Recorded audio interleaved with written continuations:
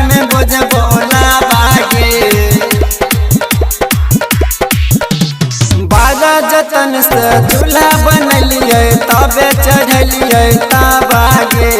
बड़ा जतन से चूल्हा बनलिए तबे चढ़लिए तबागे। जब तक ने गछबी चांदी के पायल तब तक ने बुझबो लागे।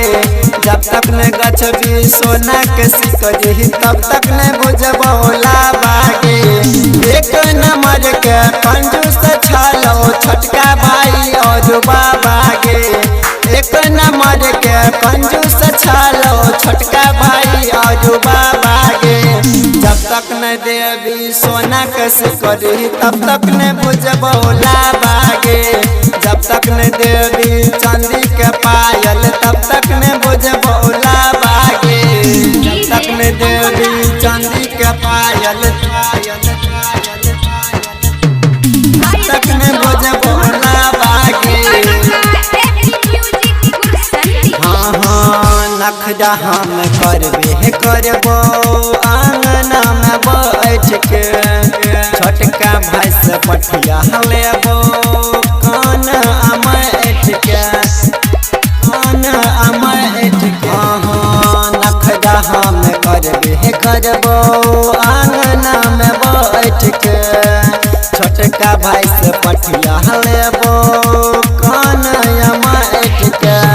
अगला पिछला जे बाकी छाल करबो सब अबदा बागे। अगला पिछला जे बाकी छाल करबो अबदा बागे। जब तक नहीं देवी सोना के सिकड़ी तब तक नहीं बुझबो लागे। जब तक नहीं देवी चांदी के पायल तब तक नहीं बुझबो लागे। जब तक नहीं देवी चांदी के पायल तक ने बुझबो लागे। हाँ हाँ सब कुछ आबरी चुकैबो अगला यो जो पिछला गे। किछो तोरा मन में हमयो जल्दी कर फैसला गे। जल्दी कर फैसला हाँ हाँ सब कुछ आबरी चुकैबो अगला यो जो पिछला गे। किछो तोरा मन में हमयो जल्दी कर फैसला गे। बिल्ला पशुपति राइटर कर तो आबरी तोरा पदा बहागे।